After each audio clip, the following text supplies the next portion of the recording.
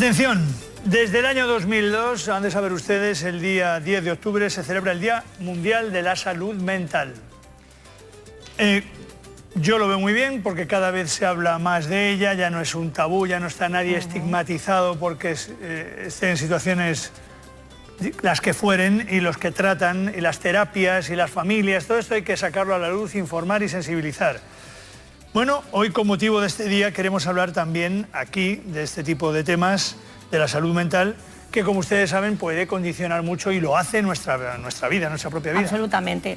Bueno, es muy importante trabajar además en la prevención, y hoy nos vamos a centrar en un trastorno que sufren muchas personas para ver cómo puede afectar a esas personas, a las familias, y también cómo se puede modificar, por tanto mejorar sus síntomas. Vamos a hablar del TOC, del trastorno obsesivo compulsivo, con Noelia Hernández. Ella es psicóloga sanitaria y coordinadora del equipo técnico de la Asociación de TOC de Granada, con Aurelio López, presidente y fundador de la Asociación TOC Granada, y con José Costas, afectado por el TOC. Adelante.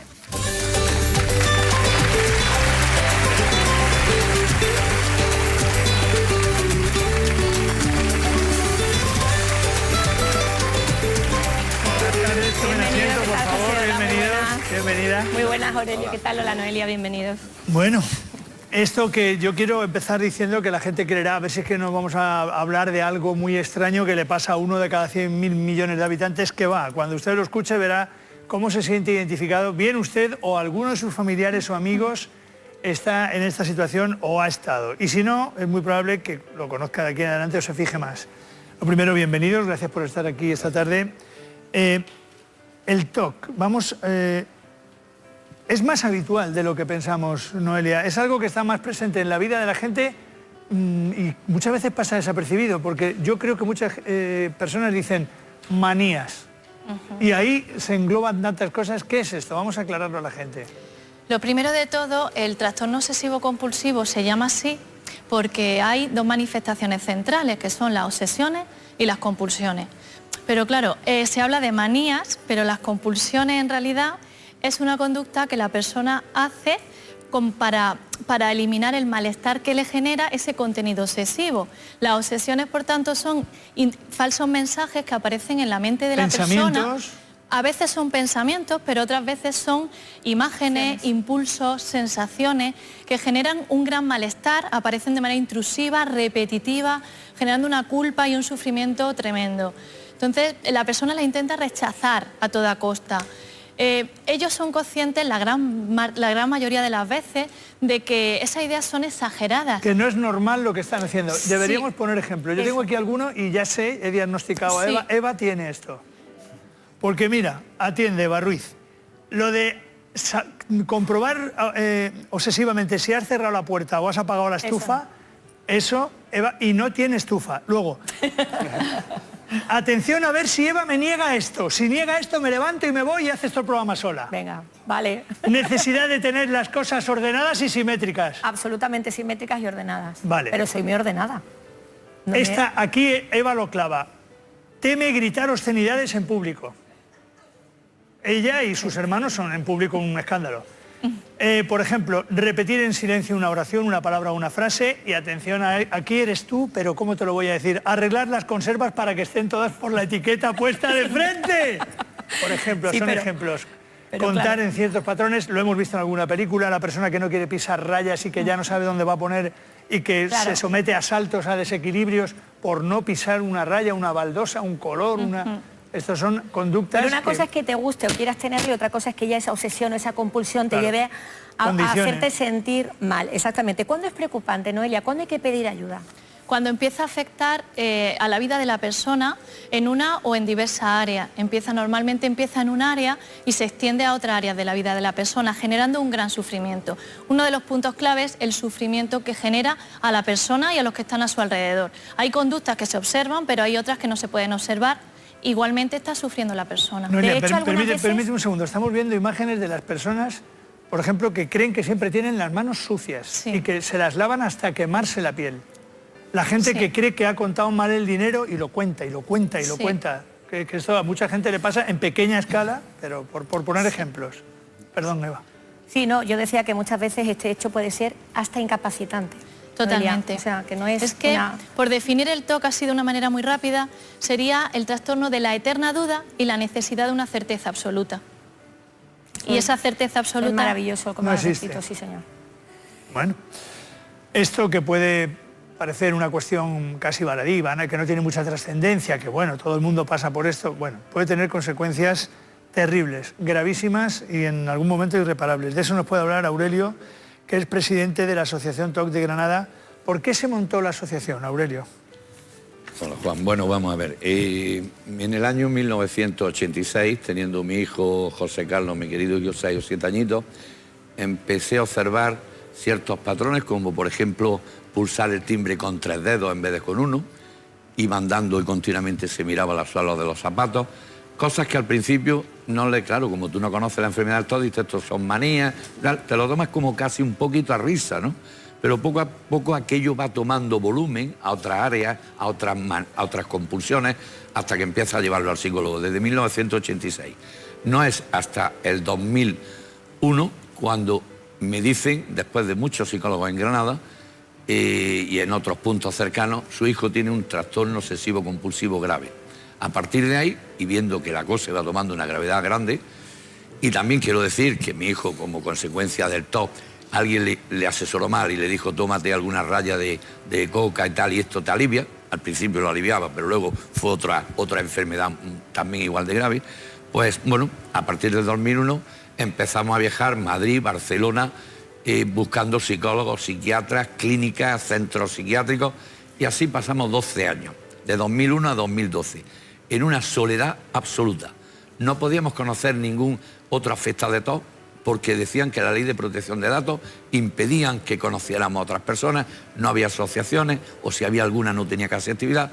Fueron 12 años de absoluta soledad y sufrimiento, mi hijo y yo, y en algunos casos mi mujer, viajando fundamentalmente Madrid y Barcelona.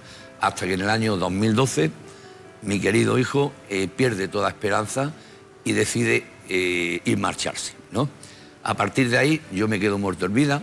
No comprendo como si los tantos libros que había leído decían que el 2% de la población tenía TOC, que eso supondría 1 millón de personas casi en España. No habíamos encontrado un centro, una asociación para tratar el trastorno obsesivo compulsivo, y no la encontramos porque no existió. A partir de que pasa esto con mi hijo y se marcha, yo le prometo que dedicaré el resto de mi vida a crear eso que no encontré para él y a crear lo que me hubiera encontrar para él, lo que hubiera querido tener para él. Y así nace la Asociación TOC Granada y el proyecto de la ayuda a TOC Granada. Y ya aprovecho, Juan, un segundo para comentar que en nombre de las personas con TOC me gustaría reivindicar que hubiera más investigación, más psicólogos, más especialización en los distintos trastornos mentales, porque la salud mental debe ir a la especialización, lo mismo que va la salud física, y por supuesto más trabajo, que bien lo has dicho, en romper este estigma social que tantos afectados con salud mental padecen. La investigación, que es tan importante, luego vamos a hablar también con Noelia, porque vamos a ver que se mejora esta situación, pero no se cura del todo, una situación que necesita investigación. Aurelio, dijiste que te ibas a dedicar a esto, montas esta asociación. ¿A cuántas personas desde entonces habéis ayudado? ¿Cuántos acuden a vosotros, Aurelio? Pues bueno, desgraciadamente no podemos absorber la cantidad de gente que quiere venir, tanto de España como de Estados Unidos, gente de habla hispana que vive en Estados Unidos o de Hispanoamérica, pero podría haber sido, no sé, 1.700, 1.800, puede ser cerca de 2.000 pacientes, 2.000 vidas. Y en el teléfono de ayuda al TOC, que yo atiendo de lunes a viernes, pues habrá unas 100 y pico mil llamadas de teléfono. Bueno, tienen personas viviendo en pisos tutelados, sí, para que se vuelvan a incorporar luego a la sociedad cuando este trastorno, no sé si no llega a desaparecer, pero es soportable, se puede llevar una vida más o menos... Se aprende a gestionar. Claro, pero esto yo veo muy bien por las compañeras, lo que ahora vamos a hablar con una persona es poner en evidencia en alguien que de verdad lo haya sufrido, y no van a dar crédito de esta persona, cuál era su estatus social y económico y cómo ha tenido fases en su vida en las que ha llegado al hambre. José, ¿puede explicarnos mejor que nadie en primera persona cómo puede afectar el TOC? Porque, por ejemplo, ¿qué nivel de vida llevaba, a qué se dedicaba? Sí, Juan. Pues yo era un alto directivo de un banco y pues imagínate, estuve viviendo primero en Inglaterra, luego viví en Brasil, en México y tenía un nivel de vida altísimo. Sabes que cuando de ejecutivo de altísimo nivel, de multinacional, viviendo con servicio, con chofer, con servicio en casa, que 2 enfermeras para mi hija cuando nació, una persona fija, un chofer para... O sea, una vida realmente, una casa que, vamos, era un palacio donde vivía, dentro de que esas casas ahí son carísimas. Una vida siempre de un nivel muy, muy alto. Es decir, yo luego cuando venía a España tenía una casa fantástica en Majadahonda, una casa en Galicia, en Sanjenjo, un entorno de vida siempre viajando en primera, yo, mi esposa, nuestra hija, el bebé, todo lo que para una persona normal sería un alto ejecutivo que le va muy bien. Ejecutivo de éxito. De éxito. Y sin embargo, y esto es lo que ya choca de verdad, vivías con miedo y pensando que era un fraude. Totalmente. Es que eso es el TOC, es decir, el TOC va mutando.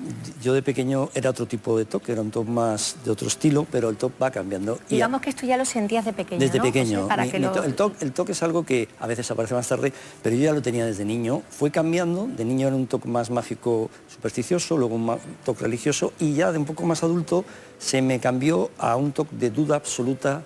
Le vamos a pedir que se ponga de frente porque te está la cámara allí. Ahí. Es que aunque cueste trabajo hay que hablar. Pues mi toque ya a una edad más adulta cambió a una duda absoluta de mi valor para cualquier cosa. Entonces mis pensamientos intrusos, que es lo que es el TOC de verdad, porque la diferencia con las manías, cuando alguien dice tengo un poco de TOC, no. Nosotros no elegimos esos pensamientos. El TOC te hace creer que eso es una realidad absoluta. Entonces yo me construí una realidad donde yo era un fraude, donde yo engañaba a la gente, donde yo la suerte era que me hacía estar ahí. Terminé mis 2 carreras, un MBA en un sitio fantástico, pero todo era factor suerte, todo era vivir con miedo, duda, culpa. Me sentía muy culpable porque me sentía un estafador, un engañador. De hecho, José, perdona que te voy a interrumpir. Sí. De hecho, pensabas que cuando sonaba el teléfono a veces decía, ya me han pillado. Sí, sí, totalmente. Como el que ha defraudado, como el que ha... Pero tú creías cometido... que eras un estafador y que todo lo que tenías era por suerte, que tú no valías lo que... Sí, que como la gente, yo decía, cómo la gente no se da cuenta de que cómo me siguen eligiendo para puestos, cómo me hacían entrevistas para otras empresas, pasaba procesos de 7 selecciones y yo llegaba al final y renunciaba a ellos cuando ya me decían que sí, y era por auténtico miedo a decir cómo no se han dado cuenta que yo no valgo para este puesto. Y pasas de esta situación, se supone que aparentemente económicamente extraordinaria, sí, a vivir en un zulo, a pasar casi hambre. No, totalmente. O sea, mi situación, yo mismo, un momento dado, negocio con el banco, salirme porque pensaba que ya me iban a pillar, que ya siempre era mi pensamiento, se van a dar cuenta, ya esto no puede seguir, y yo negocio para salirme. Cuando me salgo, monto una empresa que incluso va bien, pero yo achaco a que es la suerte, de nuevo, y luego eso trae unos problemas de otro tipo, y ahí empieza todo a ir un poco cada vez a peor, mi TOC cada vez mayor, también con más edad, y resulta que yo ya veo que no valgo para nada, que yo no soy capaz de nada. Hasta un amigo me dijo, oye, pues yo te dejo mi coche para que seas Uber en México, y yo ya no me sentía capaz ni de conducir, y conduzco bien, no me sentía capaz de mandar un correo electrónico, capaz de hacer una presentación para un amigo que me pedía. Te empiezas a llenar la cabeza de pensamientos que te impiden, le das tanta credibilidad, que ese es el problema del TOC, no somos capaces de diferenciar lo que es real de lo que no en esa obsesión. Y lo que hacéis es sufrir, un sufrimiento interno brutal. Enorme. El principal problema del TOC es que se vive sufriendo muchísimo, que eso es un tema que mucha parte de la sociedad no conoce porque no lo ha vivido. Hay un sufrimiento enorme, una ansiedad enorme, un miedo muy grande, duda constante, le das vueltas, acabas agotado mentalmente, depende si son compulsiones físicas o mentales, pero acabas agotado. Y ahí yo estaba realmente mal, cada vez peor. Yo llegué a mi salida, fijaros, después de haber vivido como viví, era pensar en irme a vivir una furgoneta, pero no una furgoneta de estas maravillosas, una furgoneta destartalada, porque para mí pagar ya el zulo, que no sé si habréis visto algunas imágenes donde yo vivía, era caro ya, no podía. Y era sobrevivir ahí, que de ahí a ser mendigo hay una distancia mínima. A ver, José, porque Noelia, ¿cómo se trata a una persona con esta dolencia? ¿Cómo se puede ayudar a la familia? ¿Cómo le podemos hacer entender que lo que está sucediendo es esto? Claro, lo fundamental de todo es eso, mucha comprensión de qué es lo que está sucediendo y para eso cuanta más información se conozca sobre qué es el TOC y cómo funciona, mejor podemos ayudar, porque ahí hay que separar a la persona del TOC que padece la persona. Es decir, todos tenemos pensamientos, pero no somos nuestros pensamientos, entonces el sufrimiento que genera, que han hecho alusión, es fundamental. Entonces, ayudar a comprender y acompañar. No podemos, es decir, hay muchas familias que por no ver sufrir a su familiar, lo acompañan en las compulsiones, facilitando o acomodando a la familia a ello. Es decir, por ejemplo, que no entre visita a casa, por ejemplo, no en un TOC de contaminación. Sin embargo, lo que le decimos es precisamente que no están ayudando a su familiar con TOC, sino al TOC de su familiar. Y eso es fundamental, es decir, no es un no te ayudo, sino no ayudo a tu TOC.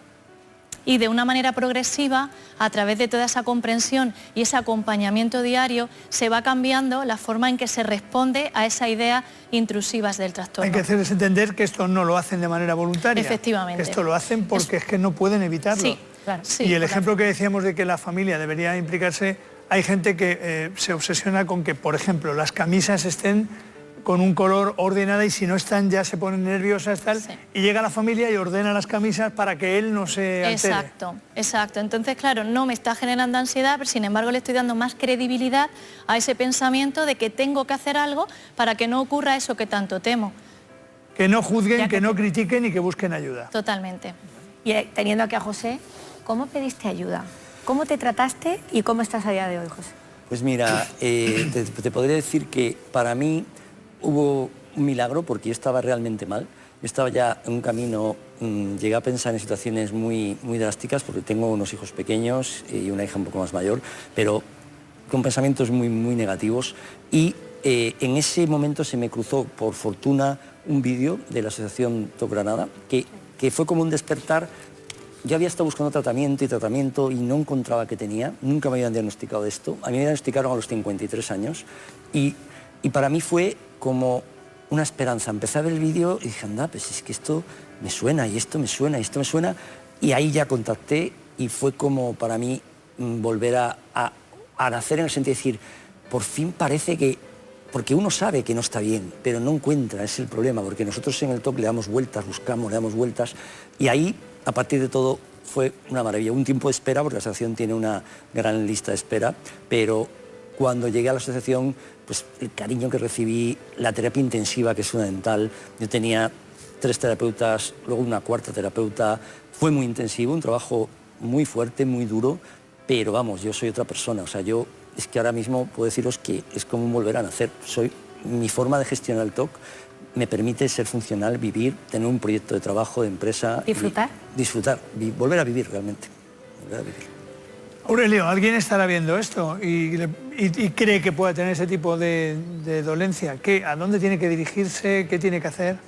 Bueno, vamos, pues lo que tiene que buscar es ayuda profesional, fundamentalmente psicológica, y si lo necesita, pues también a lo mejor algún poquito de ayuda farmacológica, y si es con nosotros, pues bueno, lo puede buscar en la web Asociación TOC Granada. El problema es que hay lista de espera, y también me gusta dejar una cosa clara, aunque somos una asociación sin ánimo de lucro, mi mujer y yo y toda la junta directiva lleva trabajando 10 años de manera altruista, pero hay cerca de 30 profesionales que tienen que cobrar y que instalaciones. Ahora hemos hecho un centro de alojamiento y sanitario de 3.000 y pico metros que nos ha dejado sin fondos. Desde aquí pido que si alguien se mete en la Asociación TOC Granada en Google, donativos, y nos puede mandar algo. Ahora mismo estamos pasando nuestro peor momento, pero es como una pareja que tiene dinero ahorrado pero se compra el piso. Ahora ya no tiene un duro pero tiene piso. Nosotros tenemos un maravilloso centro que pueden verlo en Centro de Alojamiento y Sanitario para el TOC de la Asociación TOC Granada.com, pero no tenemos economía. Pero buscando ayuda profesional especializada, y esto se va a pasar muy mal. Esto es como salir de la droga, es como salir de la cocaína. No hay unas palabras mágicas de un psicólogo ni una pastilla que te lo quite. Hay un trabajo constante, lo mismo que la droga, y con los meses y con el duro trabajo hay que sufrir, pero un sufrimiento útil para poder estar mejor a continuación, ¿no? Y aprender a gestionarlo, porque muchas veces te va a acompañar toda tu vida. Como a mí la muerte de mi hijo me va a acompañar toda la vida. Pero yo tengo a padres y madres metidos en una cama tomando 3 lorazepam o 5 diarios, y yo en cambio, a raíz de este proyecto, he sabido tener un sentido de vida, ilusionarme, y yo me levanto todos los días con una gran ilusión, con mi dolor, pero soy feliz. Pues esto mismo pasa en esto. Pues ha sido un verdadero placer escucharos. Yo creo que la gente que esté en casa, si alguien cree que se encuentra en una situación parecida o conoce a alguien, pues ya sabe, por lo menos les hemos orientado un poco de lo que estamos hablando y mostrando esto a la sociedad, es como más podemos ayudar a que la gente se conciencie y a una mayor sensibilidad, y sobre todo a decirle a esa gente que está enferma que existen terapias, que es posible salir y que tienen que intentarlo y que hay gente dispuesta a ayudarles. Muchísimas gracias por estar aquí esta tarde. Gracias.